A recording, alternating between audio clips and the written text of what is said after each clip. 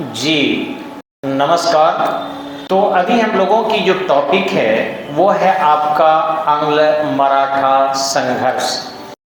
चूँकि साफ वीडियो आने के लिए सामने एक लाइट जलाया गया है और इसलिए मैं आंख बंद कर रहा हूँ क्योंकि लाइट से थोड़ा प्रभाव पड़ेगा। तो आप लोगों को बस सुनना है, वीडियो देखना नहीं है। मेरे YouTube पर जाइए और कान में ईयरफोन लगा लीजिए, स्पीकर ऑन कर लीजिए और जैसे भी उसको एकदम केवल सुनिए। क्योंकि मैं आपसे बहुत ही प्रेम करता हूँ। आपकी आँख खराब हो मुझे अच्छा नहीं लगेगा और ये फ़ोन सबका आँख खराब करके रखेगा। दिमाग तो खराब कर ही दिया है, आँख को खराब कर देगा। इसलिए आप केवल सुनिए इससे और फिर लाभ उठाइए। ईयरफोन का प्रयोग भी कोशिश कीजिए कम से कम करें। दोनों ईयरफोन एक साथ ना लगाएं क्योंकि इससे आपके कान भी बैठने का खतरा है। हालांकि मैं बहुत कड़े नहीं बोल पा रहा हूँ, भले रिकॉर्डिंग मोबाइल ज़्यादा कर ले आवाज़ अलग बात है, लेकिन बहुत धीरे धीरे मैं बोल रहा हूँ ताकि किसी प्रकार की दिक्कत सुनने में आपको ना हो। तो चलिए आते हैं मराठा के बारे में, आंग्ल मराठा संघर्ष के बारे में। सबसे पहले थोड़ा मराठों के बारे में जानकारी दे देना चाहेंगे कि देखिए, मराठे जो थे दक्षिण भारत में बहुत पहले से थे और आप नाम सुने होंगे राष्ट्रकूटों के बारे में। तो सभी जितने भी राजा हैं, जितने भी परिवार हैं, कोई आसमान से नहीं आया है, सभी धरती माता के ही सपूत हैं और सभी जाति सभी धर्म एक है कि इस धरती के सब पुत्र हैं और सब सूर्य द्वारा पोषित है। बस इतना सत्य है। सूर्य की ऊर्जा मिलती है और धरती के उत्पादन को सब खाते हैं। तो फिर भी लेकिन क्वालिटी के आधार पर इनका वर्गीकरण किया गया है और उसी वर्गीकरण में राष्ट्रकूट जो थे उस वंश के नींव रखा था 750 में दंती दुर्ग। वही राष्ट्रकूट रठिक कहलाए और बाद में ये उत्तरी भारत में जब आ गए काफ़ी तो राठौर हो गए और ये पश्चिम तरफ बढ़ गए। उन्हीं की बहुत सारे 36 कुल जो क्षत्रियों की मानी जाती है उनमें से कुछ जब पश्चिम के तरफ बढ़े तो वो महारठिक हो गए। तो आपको शायद पता होगा कि स्वयं जब वेनसांग आता है हर्षवर्धन के समय में तो अपने सी यू की नामक पुस्तक में लिखता है, सी यू की में हर्षवर्धन के समय में वेनसांग, ह से हर्षवर्धन, ह से वेनसांग चीन का है, वो आता है तो लिखता है कि हर्षवर्धन का नाम 2 इन्वर्टेड कोमा देकर ह लिखता ह म ह ल च अ को नहीं जीता, म हाइफन ह हाइफन ल ऐसे करके म ह ल च अ, जिसका अर्थ लगाया गया है कि उस समय में भी महाराष्ट्र शब्द था तो महाराष्ट्र को नहीं जीत सका। और ऐसा आपको ऐहोल प्रशस्ति में भी आया है जो 629 के आसपास का लिखा गया है कि नर्मदा के दक्षिण में हर्षवर्धन का अधिकार नहीं हुआ और उसकी सेना लौट कर आई। यानी हर्षवर्धन चारों तरफ विस्तार किया लेकिन गौड़ नरेश शशांक को भी पूरी तरह पराजित नहीं किया था और दक्षिण में चालुक्यों को भी पूरी तरह पराजित नहीं किया था, वो लौट आया था। तो इस ढंग से म ह ल च अ था। उसी म ह ल च अ यानी महाराष्ट्र का नाम आज भी महाराष्ट्र है। अब रहा कि राजधानी उसकी तब बम्बे थी, बम्बई हुई, अभी मुंबई नाम है। तो ये चेंज करने की एक शैली है जो चल रहा है। पहले वो मुंबई बसा हुआ नहीं था, अब द्वीप है जो देखे होंगे पुर्तगालियों के कब्जे में था। अब बाद में वो जो है अंग्रेज से शादी किए तो दहेज के रूप में दे दिया, वो 10 पाउंड में अंग्रेजों को ईस्ट इंडिया कंपनी को दे दिया। और धीरे धीरे आज मुंबई तो मुंबई हो गई है। समझ ही सकते हैं कितने महंगा शहर है और भारत की आर्थिक राजधानी भी है। लेकिन फिर दक्षिण चलते हैं। ध्यान रखें कि व्यक्ति जब शारीरिक श्रम ज्यादा करता है तो शारीरिक श्रम करने वाले लोग शारीरिक रूप से मजबूत होते हैं और भोजन भी ज्यादा करते हैं। अब यदि उनको सामाजिक रूप से एक कर दिया जाए तो बहुत ताकतवर होते हैं। तो दक्षिण भारत पर्वतीय क्षेत्र है, सभी जानते हैं, महाराष्ट्र है, दक्षिण मध्य प्रदेश है, इंदौर का क्षेत्र है, ये कर्नाटक का क्षेत्र है, वहाँ पठार ज्यादा है। तो उन लोगों को अपनी छोटी छोटी सामान्य क्रियाओं के लिए भी बहुत मेहनत करना पड़ता है। अब उस बहुत मेहनत के दौर में वो शारीरिक रूप से अधिक मजबूत हो गए। अब सामाजिक रूप से टूटे हुए थे, वहां भी जात पात, ऊंच नीच, क्षेत्रवाद, भाषावाद, वंशवाद एकदम व्याप्त था। उसको जो है दूर करने का काम किया संत तुकाराम ने और समर्थ गुरु रामदास ने। तो संत तुकाराम जो भक्ति आंदोलन के नेता थे और समर्थ गुरु रामदास जिसको शिवाजी अपना गुरु भी मानते थे, उन लोगों ने क्या किया कि समाज में कहा कि सभी सनातनी एक है और सब लोग बराबर है, सभी एक प्रकृति के जल को पीते हैं, एक धरती के अनाज को खाते हैं, एक सूर्य से ऊर्जा प्राप्त करते हैं। तो इसमें जन्म के आधार पर, परिवार के आधार पर कोई छोटा बड़ा नहीं है, सब लोग अपनी योग्यता के आधार पर जो है अपने सामाजिक पोजीशन को प्राप्त करते हैं। इससे मराठी क्षेत्र में एकता बढ़ी। अब इसमें जो था शाहजी भोसले नाम का एक आदमी था, कुछ सैनिकों को अपने साथ जोड़कर कभी बीजापुर की से सहयोग करता था और कभी गोलकुंडा को सहयोग करता था। ये दोनों को सहयोग करते रहा, क्योंकि ये दोनों स्वतंत्र राज्य थे। और शायद आपको पता होगा कि 1686 और 1687 में बीजापुर और गोलकुंडा को क्रमशः औरंगजेब मुगलिया राज्य में मिला दिया था। लेकिन ये उसके पहले की घटना मैं बता रहा हूँ। तो शाहजी भोसले जो था वो दोनों ही राज्य में अपनी सैनिक सेवा दे रहा था रह रहकर। इसी बीच जो है उसको एक 1627 में पुत्र रत्न की प्राप्ति हुई शिवनेर के दुर्ग में, जिसका नाम उसने रखा शिवाजी। जीजाबाई उसकी पत्नी थी और उसी से उत्पन्न हुआ था शिवाजी। लेकिन उसे तुकोजी मोहिते से दूसरी विवाह हो गई। अब आप जान ही रहे हैं कि कुछ स्त्रियों में तो खैर बहुत सहनशीलता होती है, लेकिन वहां सहनशीलता के अभाव को देखकर जो है दोनों को उन्होंने अलग अलग रखना पसंद किया। तो जीजाबाई को उन्होंने पूना भेज दिया कि इस बच्चे को ले जाओ और क्लेश विहीन वातावरण में पोषो, पालो, मजबूत बनाओ। और एक अपने बहुत अच्छे सेनापति को, जिसका नाम था दादाजी कोंडदेव, दादा नहीं थे, दादाजी कोंडदेव, भेज दिया कि वहां ले जाकर और इनकी सुरक्षा में पूरी तरह इसकी प्रशिक्षण का कार्य पूर्ण करो।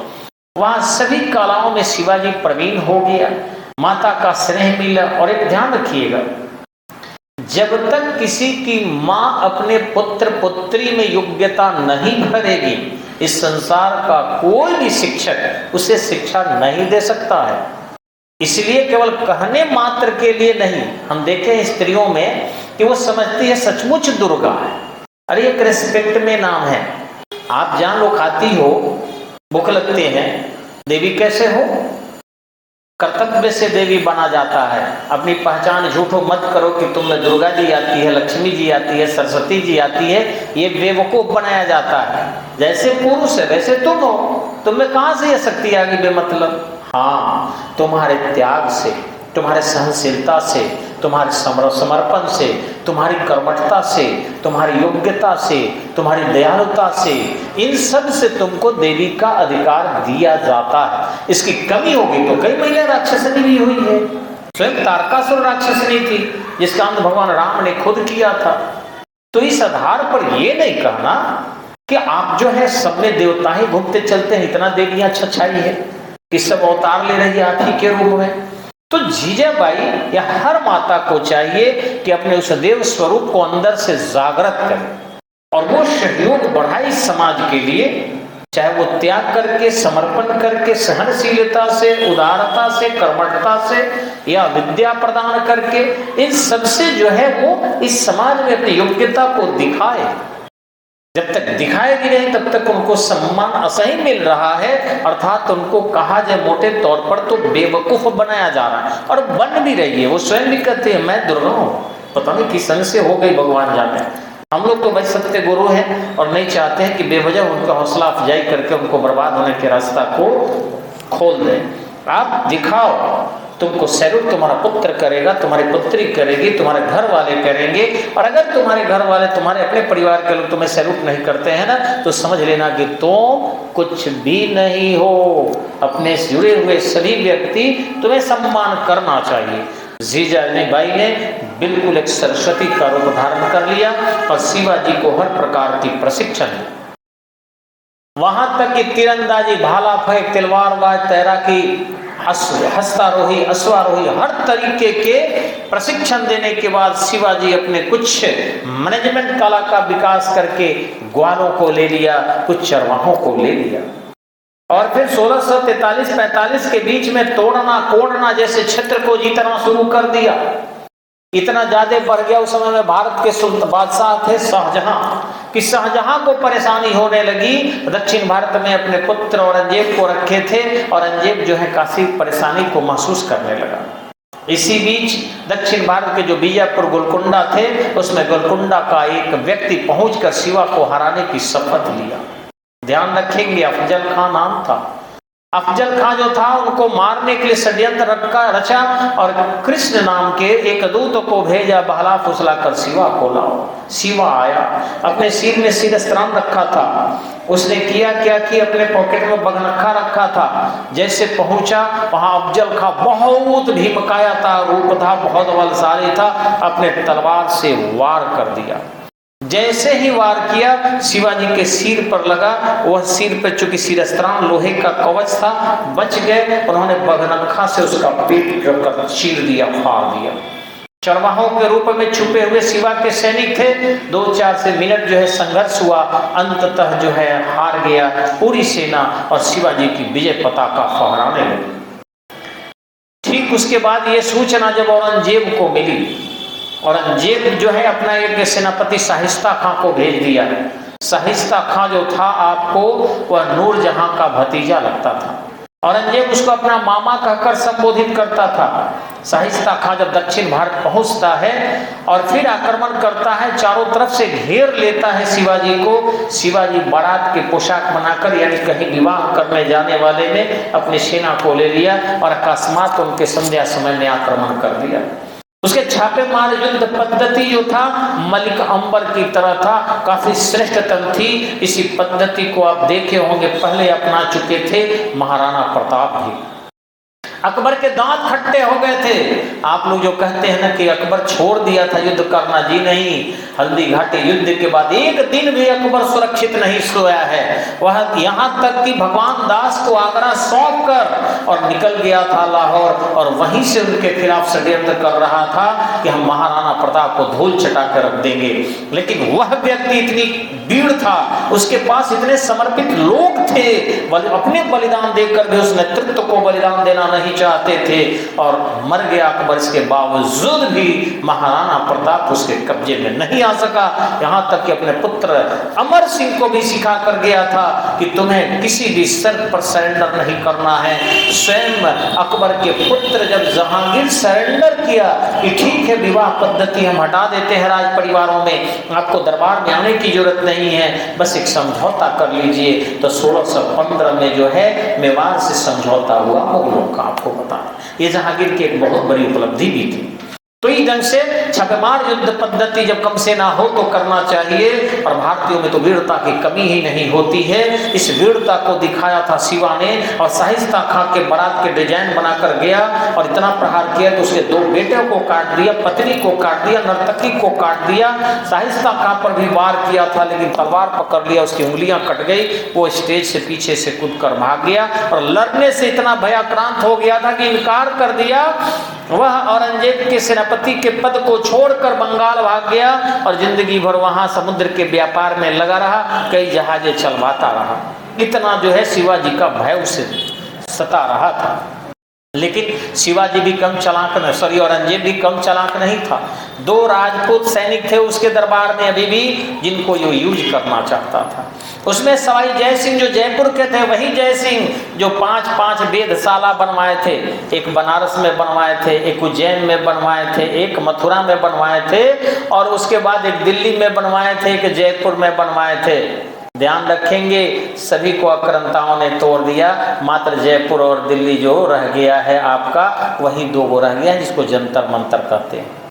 बाकी 3 वेधशाला समाप्त कर दिए गए। वही सवाई जय सिंह के पूरे परिवार को बंदी बना लिया औरंगजेब, और कहा कि सुनो सवाई जय सिंह, यदि तुम शिवा को जिंदा या मुर्दा नहीं लाया तो वैसी स्थिति में तुम्हारे सारे परिवार को आग के हवाले कर दिया जाएगा।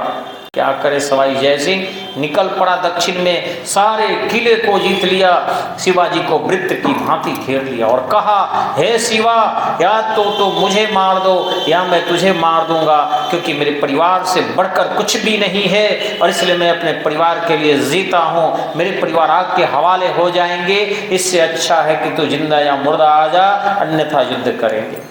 शिवाजी के सुझाए जाने के बाद पुरंदर की संधि हुई और उसके बाद शिवा जो है आ गया, उसके प्राण की सुरक्षा करने की जिम्मेवारी सवाई राजा जय सिंह ने ले लिया। आगरा पहुंचने के बाद वहां ऑलरेडी शिवा का बड़ा पुत्र संभाजी पहले से पहुंचा था और 5000 मनसबदार के कुर्सी पर बैठा था। शिवा जब प्रवेश किया, औरंगजेब ने इसे भी 5000 के मनसबदार के पद पर बैठने का आदेश दिया। शिवाजी वहां पर बिखर गए, कहे कि मेरे पुत्र के समान मुझे पद दे रहे हो, हे औरंगजेब, तुम जानते नहीं हो कि मैं कौन हूं, मैं मराठा वारा का क्षत्रिय शासक हूं। औरंगजेब इस पर कहा कि तुम्हारा राज्याभिषेक कहाँ हुआ है कि तुझे सम्मान करे। कहा कि एक शासक का सम्मान या तो तलवार से करता है या फिर कुर्सी से करता है। तलवार उठा और इस दरबार में ही युद्ध कर हमसे, सर कलम कर दे मंजूर है, लेकिन मुझे इतना नीचा पद देगा ये मंजूर नहीं है। इस पर औरंगजेब कहा कि जिस दिन ताजपोशी तेरी हो जाएगी उस दिन मैं तुम्हें दोनों में से कोई एक जरूर या तो वध कर दूंगा या सम्मानित स्थान दूंगा, आज नहीं। उस पर भरपेट गाली दिया, कहा तुम अपने बेटी का विवाह मुझसे कर दो, दामाद बना लो, तब तो मैं श्रेष्ठ हो जाऊंगा। बद्दी गालियां दिया। औरंगजेब आग बबूला हो गया, एक बार मारने के लिए भी सोचा, परंतु सवाई राजा जय सिंह ने स्पष्ट किया कि भगवान प्रभु, मैंने इसे लाया है वचन देकर कि इसकी मृत्यु के पहले मेरी मृत्यु होगी, युद्ध करना होगा तो आप पहले मुझसे कीजिए। ऐसी स्थिति में शिवा को और उनके पुत्र संभाजी को जेल में डाल दिया गया। आगरा में ही जयसिंह का किला था एक, उसी में बंदी बना लिया गया। शिवाजी लंबे समय तक रहने के बाद बीमारी के बहाना बनाकर फलदान करने लगे। बैलगाड़ियों से फलाते थे, जाते थे, आते थे। इसी क्रम में उस बैलगाड़ी के टोकरी पर एक दिन बैठ के खुद निकल गए। पुत्र भी निकल गया। औरंगजेब चारों उधर पश्चिमी मार्ग पर जो है सैनिक लगा दिया कि कहीं से भी शिवा जाता है मार डालो, लेकिन शिवाजी उधर से नहीं गए बल्कि आगरा से सीधे बनारस आ गए। पर बनारस से उत्तर प्रदेश होते, उत्तराखंड के सीमा से निकलकर राजस्थान होते हुए भी पुणे पहुंचे और वहां जाने के बाद 1674 में उन्होंने अपनी ताजपोशी कराई।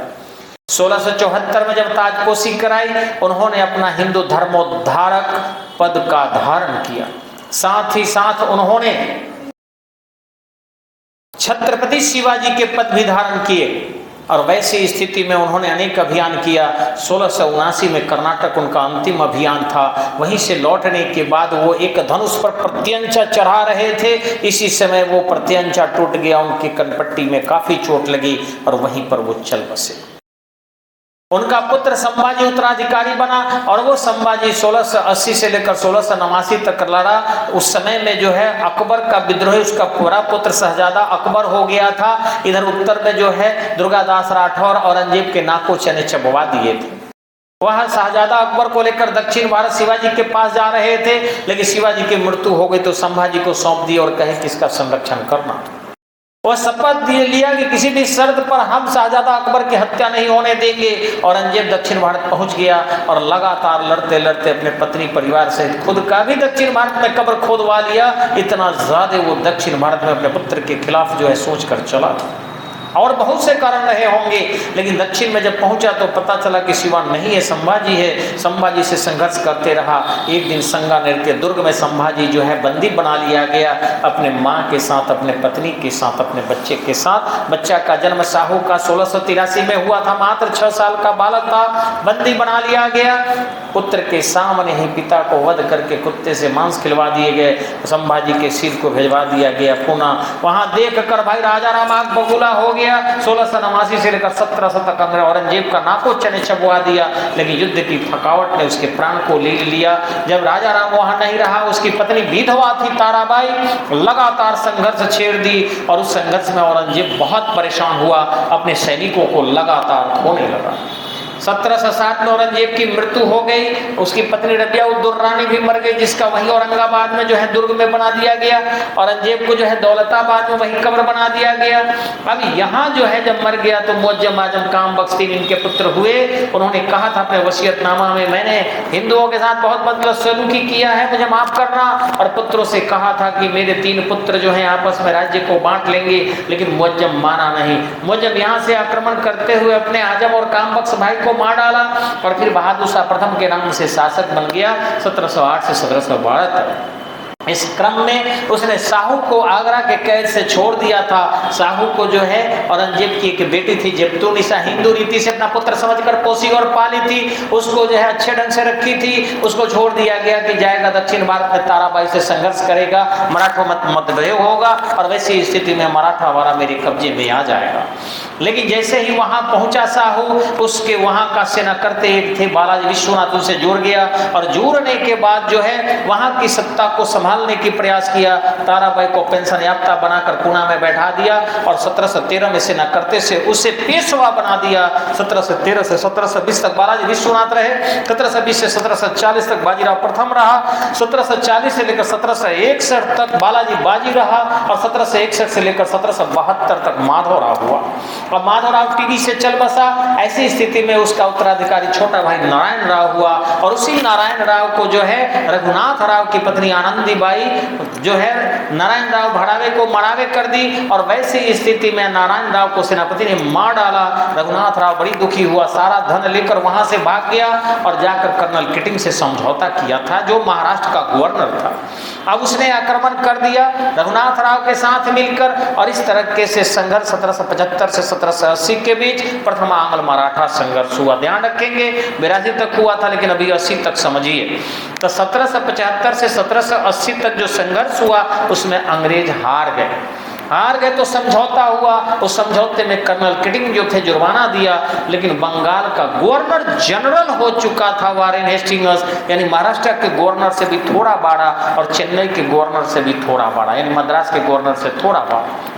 वह कहा कि हम दोनों गवर्नर से हेड हूँ, गवर्नर जनरल हूँ, अतः ऐसी स्थिति में आप लोग जो समझौता किए हैं ठीक नहीं है, मेरी प्रतिष्ठा चली जाएगी, संघर्ष फिर होगा। और उसने क्या किया, कैप्टन पोफम के नेतृत्व में जो है ग्वालियर में एक सैनिक भेज दिया। चूंकि ग्वालियर में महाजी सिंधिया जो था वो 1761 के पानीपत तृतीय संघर्ष के दौरान बचा हुआ सैनिक था, बहुत वीरता थी उसमें, यूरोपीय पद्धति से अपनी सेना को सजाया था और वैसी स्थिति में वो जानता था कि अंग्रेजों को किस तरीके से हराया जा सकता है। अतः यहाँ भेज दिया कैप्टन पोफम को और फिर जो है दक्षिण भारत में जो भेज दिया था जनरल गोडार्ड को, जो पूना पहुंच गया समुद्री मार्ग से। लेकिन महाजी सिंधिया चूंकि शपथ लिया था माधवराव से कि हम जो है आपके पूना को सुरक्षित रखेंगे, मेरे मरने के बाद ही पूना सुरक्षित होगा, वह अपने ग्वालियर को छोड़कर पूना पहुंच गया। वहां जाकर जनरल गोडार्ड को हरा दिया, परंतु अफसोस ग्वालियर जो है कैप्टन पोफम जो है अपने कब्जे में ले लिया। इस तरीके से मई 1782 में सलवाई की संधि हुई और यह तय हुआ कि दोनों एक दूसरे के क्षेत्र लौटा देंगे। पेशवा जो है नारायण राव के पुत्र माधवराव नारायण राव द्वितीय को ही मान लिया जाएगा, रघुनाथ राव को कोई साथ नहीं देगा, एक दूसरे के बंदी लौटा दिए जाएंगे, एक दूसरे के दुश्मन को बसने नहीं दिया जाएगा। ये समझौता तो हो गया, लेकिन इसके बावजूद भी ये समझौता लंबे समय तक नहीं चल सकी। मात्र 20 साल में ही समझौता टूट गया, क्योंकि जैसे ही सहायक संधि की बारी आई जो है भारत के यानी बंगाल के गवर्नर जनरल लॉर्ड वेलेस्ली जो है सहायक संधि के लिए मराठों पर भी दबाव बनाने लगा।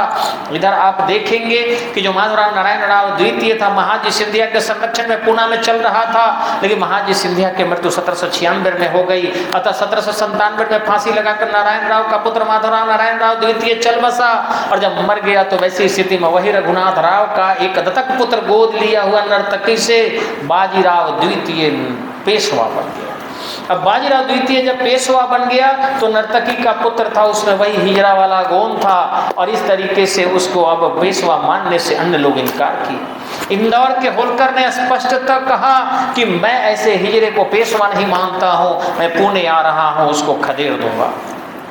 इसी बीच खुद भाग गया और पिता के चहलकदमी पर कदम रखा।